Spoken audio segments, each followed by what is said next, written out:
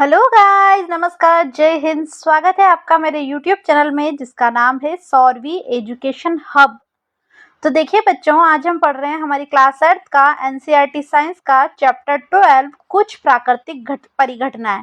इसमें हम देखेंगे बिजली कैसे चमकती है, भूकंप कैसे आता है, इन सब के बारे में। ज्यादा बड़ा चैप्टर नहीं है, इसलिए क्या एक वन शॉट वीडियो रहने वाला है। आप लोगों को करना है चैनल को सब्सक्राइब, बेल आइकन पे क्लिक करना है और चलना है मेरे साथ वीडियो की ओर। देखो बच्चों, आपने पहले के टाइम की मूवीज देखी, जो भगवान वाली पुरानी रामायण देखी आप सबने? तो उसमें नहीं होता था क्या, देवताओं का क्रोध आता था, जैसे होता ना भगवान क्रोधित हो गए, बिजली चमकने लगी, ऐसे बताते हैं ना हमें टीवी में। तो वैसे लोग इन घटनाओं का कारण क्या समझते थे? ये समझते थे भाई, डरते थे क्या कि भाई गुस्सा आ गया किसको, देवताओं को, बिजली चमक गई। तो मेनली रीजन तो पता ही नहीं था पहले, तो ये लगता था भाई भगवान को क्रोधित हो गए, गुस्सा आ गया।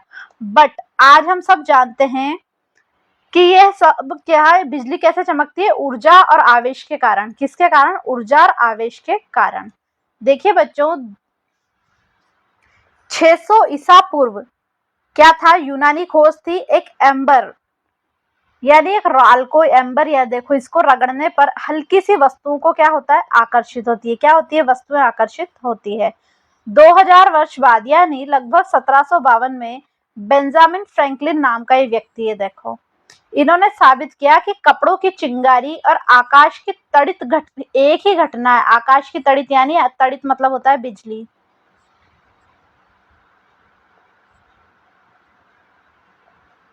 बिजली आपने एक बात देखा, कई बार है ना, कपड़ों को आपस में रगड़ने पर भी क्या एक तरह से आवेश उत्पन्न होता है। ऐसा नहीं लगता कि कुछ फ्रिक्शन हो रहा है? तो कपड़ों की चिंगारी और आकाश की बिजली क्या है, दोनों एक ही घटना है। किसने बताया? बेंजामिन फ्रैंकलिन ने। आप लोग क्या करिए, कभी है ना, जैसे कागज के छोटे छोटे टुकड़े हैं और ऐसे ही अपने ड्राई वाले बाल है, ड्राई बाल है, उस पे है ना पेन है, उसको ऐसे हाथ से रगड़ के अगर ले जाएंगे तो ऐसा है ना, हमें लगेगा बाल चिपक रहे हैं किस पे, पेन पे। और ये कागज पे भी चिपकते हैं। कागज क्या है, पेन पे चिपकता है। कैसे? और ऐसा जब हम प्लास्टिक की कंघी, एक प्लास्टिक की कंघी नॉर्मल हम जिससे बाल बनाते हैं, या रिफिल को बालों पे रगड़ते हैं। पहले कहाँ रगड़ते हैं? देखो पहले इसको बालों पे रगड़ा, फिर उसको पेन को कहाँ पहुंचाया, कागज हटाने में। ऐसे ही पहले कंघे को बालों में लगाया अच्छे से, तो उसके बाद क्या कर रहे हैं हम, किसी ये पेपर के आसपास पहुंचाएंगे, टुकड़ों के पास, तो पेपर किस पे आएंगे, कंघे पे चिपकने लग जाएंगे।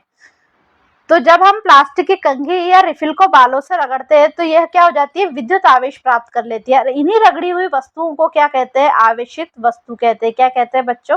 आवेशित वस्तु।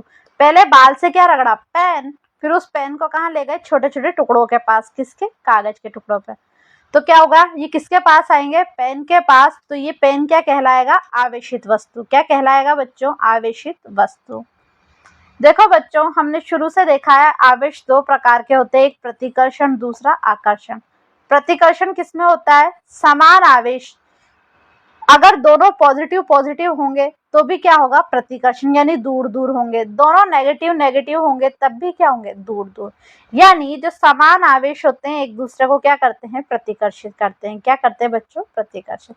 आकर्षित क्या करते हैं, अलग अलग। विपरीत आवेश आकर्षित करते हैं, यानी अगर ये प्लस है और ये माइनस है तो एक दूसरे को क्या करेंगे, आकर्षित, यानी पास आएंगे। मान्यताओं के अनुसार कांच की जो छड़ होती है वो धनावेशित होती है। क्या होती है बच्चों, धनावेशित। और अन्य क्या होती है, ऋणावेशित। ये विद्युतदर्शी, हम विद्युतदर्शी को जानेंगे कि भाई वो कैसा होता है। हमने एक ये क्या लिया है, ग्लास जार लिया है, इस पे यहाँ पर एल्यूमिनियम की पट्टियां लगाई है, ये एल्यूमिनियम की हैं। ये एक हुक है, धातु के एक हुक है, और यहाँ एक आवेशित रिफिल है। आवेशित रिफिल जिनको मतलब हमने बाल वगैरह से क्या करा है, आवेशित। किसी वस्तु पर आवेश है या नहीं है ये जानने के लिए किसका उपयोग होता है, इस विद्युतदर्शी का। किसका बच्चों, विद्युतदर्शी का। अब हम बिजली की कहानी देखेंगे। भाई बिजली कैसे पता, क्या रीजन है कि बिजली चमकती हुई हमें दिखाई देती है। देखिए बच्चों, जब वायु और जल का होता है टकराव, यानी क्या क्या मिलता है, हवा और पानी आपस में टकराता है तो क्या होता है, इनमें आवेशों का संचय होता है। क्या होता है, आवेशों का संचय। और आवेशों के संचय के बाद क्या होता है? विद्युत का विसर्जन। क्या होता है? विद्युत का विसर्जन। विद्युत निकलती है, चमकती हुई क्या दिखाई देती है हमें? लाइट यानी बिजली। जब आवेश बहुत अधिक हो जाता है तो हवा इन्हें रोक नहीं पाती। बहुत ज्यादा आवेश हो गया यानी प्लस और माइनस बहुत ज्यादा हो गए तो हवा इन्हें रोक नहीं पाती। और इसी प्रकार ये प्रकाश और ध्वनि को हम क्या कहते हैं बच्चों? तड़ित कहते हैं। क्या कहते हैं बच्चों? हम तड़ित कहते हैं। अब हमारी ढाल तड़ित चालक, यानी तड़ित चालक क्या है? ये एक धातु की छड़ होती है। क्या होती है? देखो ऐसे ये धातु की छड़ होती है जो इमारत से ऊंची होती है, किसी भी बिल्डिंग से ऊंची होती है, जो तड़ित को अपनी ओर खींचती है। ठीक है, आकर्षण कर रहा है। यह आवेश को क्या होती है? इमारत को बिना नुकसान पहुंचाए बिना सीधे कहाँ पहुंचा देती है? जमीन में। ये देखो प्रोसेस दिख रहा है आपको, ये यहाँ से, तो ये क्या है? तड़ित चालक है। ये क्या है? तड़ित चालक। ये मकानों पे बिजली गिरने से बचाती है। इसमें क्या है? ऐसा कुछ होता है, धातु की कोई छड़ होती है जिसका संपर्क कहाँ पर होता है? जमीन तक। तो ये क्या करती है? आवेश ले लेती है। कहाँ से? जब बिजली से, बिजली चमकती है तो यहाँ पर आवेश आता है और सीधा निकल के आवेश कहाँ जाता है? भू संपर्क यानी सीधे जमीन में पहुंच जाता है। इससे क्या होता है? बिल्डिंग को या किसी भी इमारत को हानि नहीं पहुंचती। अब हम देखेंगे भूकंप। देखो बच्चों, तड़ित यानी बिजली की तो फिर भी भविष्यवाणी की जा सकती है मौसम विभाग, लेकिन भूकंप बिना किसी चेतावनी के आते हैं। भूकंप की कोई चेतावनी नहीं होती। क्यों? देखो बच्चों, पृथ्वी के, ये पृथ्वी है हमारी, इसके ये बीच में क्या है? ये टुकड़े टुकड़े हो रहे हैं पृथ्वी के। ये देखो बच्चों, पृथ्वी की सबसे ऊपरी परत एक अखंड टुकड़ा नहीं है। ये जो ऊपरी ऊपरी लेयर है वो अखंड टुकड़ा नहीं है, बल्कि कई सारे टुकड़ों में बटी हुई है, जिन्हें क्या कहते हैं? प्लेटें। अब ये जो है ना, प्लेटें निरंतर गति करती रहती है। क्या करती रहती है? निरंतर गति। ये प्लेटें हमेशा क्या है? कंटिन्यू थोड़ा थोड़ा खिसकती रहती है। अब भूकंप कैसे आता है बच्चों? ये टकरा रही है, दो प्लेटें टकरा रही हैं और रगड़ खा रही हैं। इन प्लेटों के जो किनारे होते हैं बहुत ज्यादा कमजोर होते हैं। क्या होते हैं? बहुत ज्यादा कमजोर। जब ये आपस में रगड़ खाती है या टकराती है तो भारी कंपन पैदा होता है। देखो ये जो प्लेटें है ना, ये आपस में क्या होती है बच्चों? टकराती है, रगड़ खाती है। ये देखो रगड़ खा रही है। इनके किनारे क्या है? बहुत ज्यादा कमजोर होते हैं। तो जब ये टकराती है तो बहुत भारी कंपन पैदा होता है। इन्हीं कमजोर क्षेत्रों को क्या कहते हैं? भूकंपीय क्षेत्र। हमारी पृथ्वी का ऐसा कमजोर क्षेत्र जहाँ पर बहुत ज्यादा भूकंप आता है, भूकंप आने की संभावना है, उन्हें क्या कहते हैं? भूकंपीय क्षेत्र, क्योंकि ये बहुत ज्यादा कमजोर है। अब एक वर्ड है भूकंप लेखी, यानी भूकंप नापने का। इसको एक तरह से पृथ्वी की धड़कन मापते हैं। किससे? भूकंप लेखी। यह देखो इसमें क्या होता है? ऐसा लोलक होता है। लोलक यानी ये स्थिर होता है बिल्कुल, जबकि धरती कांपती रहती है। दूसरा ये है पेन निब, दिख रही है ना, ये भूकंपीय तरंगों को कागज पर रिकॉर्ड करता है। ये पेपर दिख रहा है, इस पे रिकॉर्ड हो रही है ऐसे। ये है हमारी ये जो व्हाइट पेपर जिसपे लग रहा है घूर्णी ड्रम। समय के साथ झटकों का क्या बनाता जाता है? ग्राफ बनाता जाता है। इसे कहते हैं भूकंप लेखी। इस पूरी संरचना को क्या कहते हैं? भूकंप लेखी। एक भूकंप नापने का पैमाना होता है जिसे कहते हैं रिक्टर पैमाना। क्या कहते हैं? रिक्टर पैमाना। रिक्टर पैमाना रेखिक नहीं होता। कैसा नहीं होता? सीधा नहीं होता, रेखिक। तीव्रता में 2 की वृद्धि का मतलब है 1000 गुना अधिक विनाशकारी ऊर्जा। ये ऐसा नहीं होता 1 के बाद सीधा 2, अगर 2 के बाद 4 आ रहा है यानी उनमें 1000 गुना अधिक एनर्जी होगी। देखो ये तीव्रता 4 पे भूकंप है, ये तीव्रता 6 पर भूकंप है। किससे नाप रहे हैं? रेखिक पैमाना, रिएक्टर से। अब इसमें 2 की वृद्धि हुई, 4 से कितना हुआ? 6 पर। ओरिजिनल वृद्धि कितनी हुई? 1000 गुना अधिक विनाशकारी ऊर्जा इकट्ठी होगी। साथ ही उससे अधिक तीव्रता वाले भूकंप क्या करते हैं? भारी तबाही ला सकते हैं। अब उदाहरण है इसके, भुज और कश्मीर में जब भूकंप आया था उनकी तीव्रता क्या थी? 7 से अधिक। तो भूकंप नापने के पैमाने को क्या कहते हैं बच्चों? उस पैमाने को क्या कहते हैं?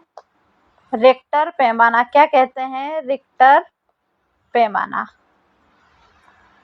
अब हमें क्या है? हम इनका कुछ विशेष कर तो नहीं सकते।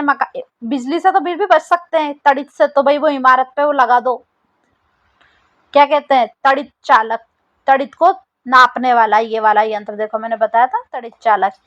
पर भूकंप से कैसा बचा जाए? तो इसके लिए सुरक्षा ही क्या है? बचाव है। हम इन ताकतों को रोक तो नहीं सकते, लेकिन खुद को क्या कर सकते हैं, बचा सकते हैं। अगर तड़ित झज्जा के समय क्या करें, यानी जब बिजली चमके तब क्या करें, खुले मैदान में हो तो क्या करो, ऐसे सिमट के घुटनों के बल बैठ जाओ। घर या कार के अंदर रहें अगर हैं हम तो क्या कर लो, खिड़की बंद कर लो। मोबाइल फोन का यूज करके अपने लोगों को सूचना दे दो, पुलिस को, हॉस्पिटल वालों को सूचना दे दो।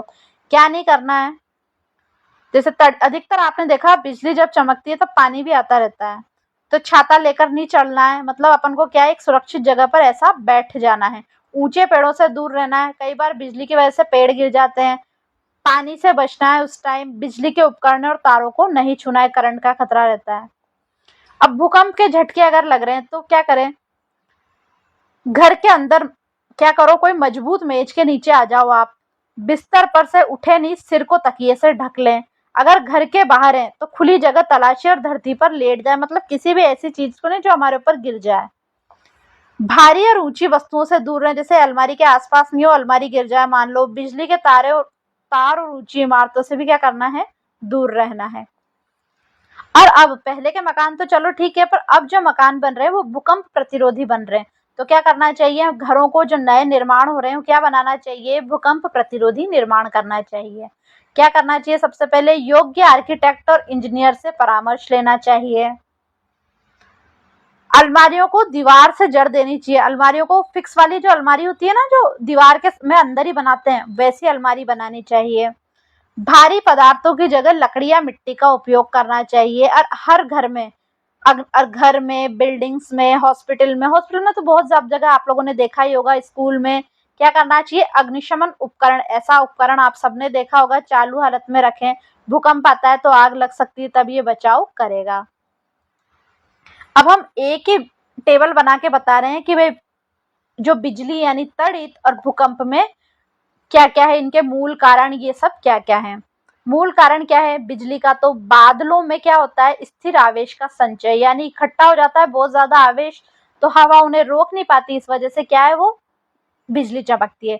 भूकंप क्या होता है, पृथ्वी की भूपर्पटी यानी प्लेटों में क्या होती है, गति होती है। भविष्यवाणी तड़ित की तो संभव है, पर वर्तमान में भूकंप की भविष्यवाणी संभव नहीं है। मापन उपकरण विद्युतदर्शी, इसके यंत्र को क्या कहते हैं, विद्युतदर्शी। इसका क्या है, भूकंप लेखी, जिसको इंग्लिश में सिस्मोग्राफ भी कहते हैं। और पैमाना कौन सा है, रिएक्टर पैमाना। प्राथमिक बचाव, तड़ित चालक लगाओ इमारतों में। और भूकंप के लिए क्या करना चाहिए, भूकंप प्रतिरोधी डिजाइन बनाओ, मतलब मकान को ही भूकंप से प्रतिरोधी बनाइए। ठीक है, तो बच्चों ये हमारा चैप्टर कंप्लीट हो गया। इसके बाद क्वेश्चन आंसर हम नेक्स्ट वीडियो में देखेंगे।